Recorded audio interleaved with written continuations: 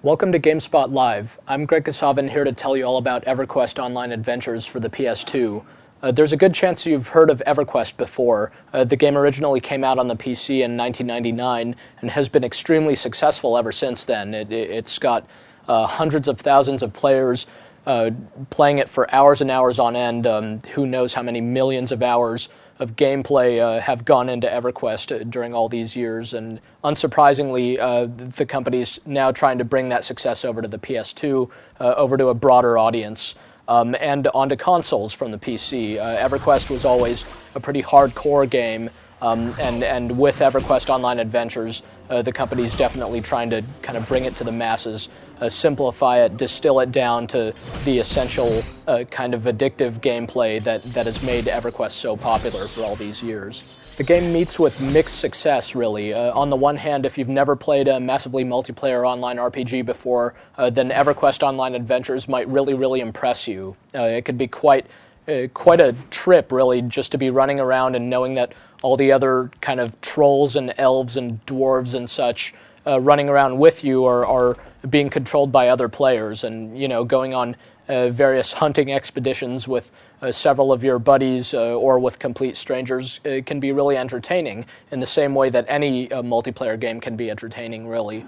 Plus, the core combat in Everquest Online Adventures is still pretty fun. It's very kind of hack and slash. You take down enemies quickly, and you can quickly recover and start fighting more, and you're gaining levels and gaining new and better equipment. So the game can be addicting in the same way that a lot of RPGs are addicting.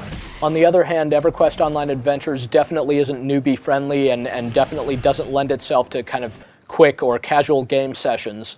Much like its predecessor for the PC, you really need to hunker down in order to get anywhere with this game. Just getting started, just the time it takes between powering on your PS2 and actually seeing your character in the game, it takes several minutes between you sitting through multiple loading screens and various updates and kind of news flashes and choosing your server and,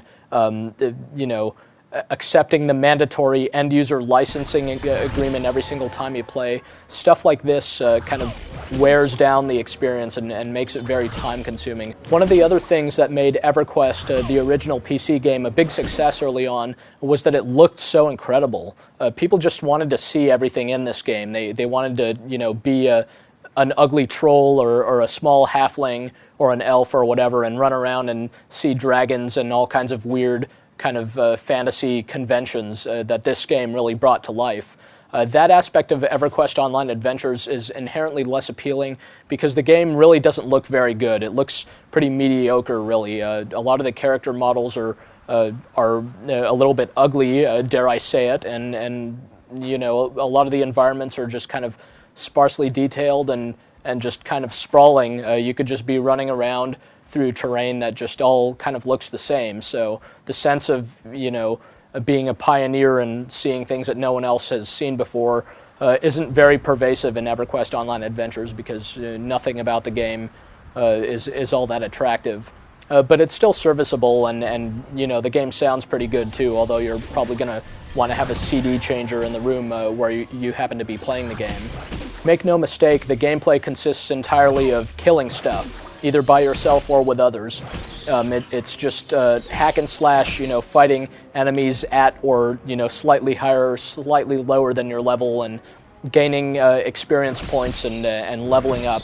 That very core type of gameplay.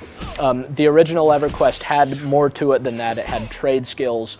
You could make armor or bake various foods and brew beverages and stuff like that.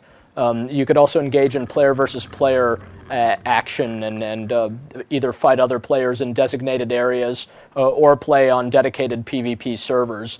Unfortunately, EverQuest Online Adventures has none of that. It doesn't have PvP. It doesn't have trade skills. It's all about cooperating with others to kill these computer-controlled monsters. There's no real plot, no real ultimate goal. You're just gaining levels and improving your character.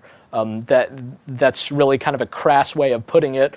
It can be a lot more fun than that, but even if you really like the game, you'll find yourself wondering whether all the time that you have to invest into this game is really paying off, since there's no obvious sense of development. One problem with the original EverQuest that's carried into EverQuest Online Adventures is the fact that the very first decision you make in the game is by far the most important decision that you'll make over the who knows how many hours you'll then spend with that character.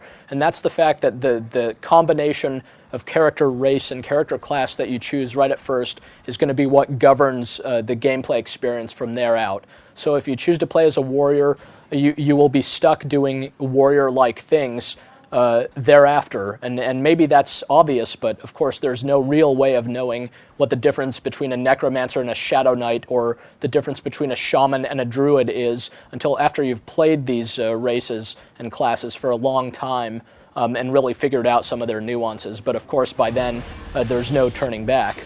The fact that the classes aren't 100% self-reliant is what makes you want to group up with other players in the game. Of course, communication with other players is made rather difficult using just the DualShock 2 controller, although the designers did try to map a bunch of common chat macros onto the shoulder buttons. Still, there's just no way to use these efficiently in the middle of a fight, especially. So you could just plug in a USB keyboard and type away and try to socialize, but don't go in, trying to make it the Renaissance Fair and using a lot of these and thous and trying to act in character, because you'll quickly find that most other players are very much concerned with, where their next kill is. It's again, just the fact that you don't have any trade skills or any other real gameplay aside from killing of monsters really contributes to the sense that, you want to streamline communications and just spend all your time as efficiently as possible on killing stuff. I don't mean to speak ill of the experience of playing EverQuest Online Adventures. I actually think it's pretty fun, and I've been playing games like this for years because I think they're really fun, and it's enjoyable to level up your character and be able to show off your fancy sword to all the others around you and stuff like that.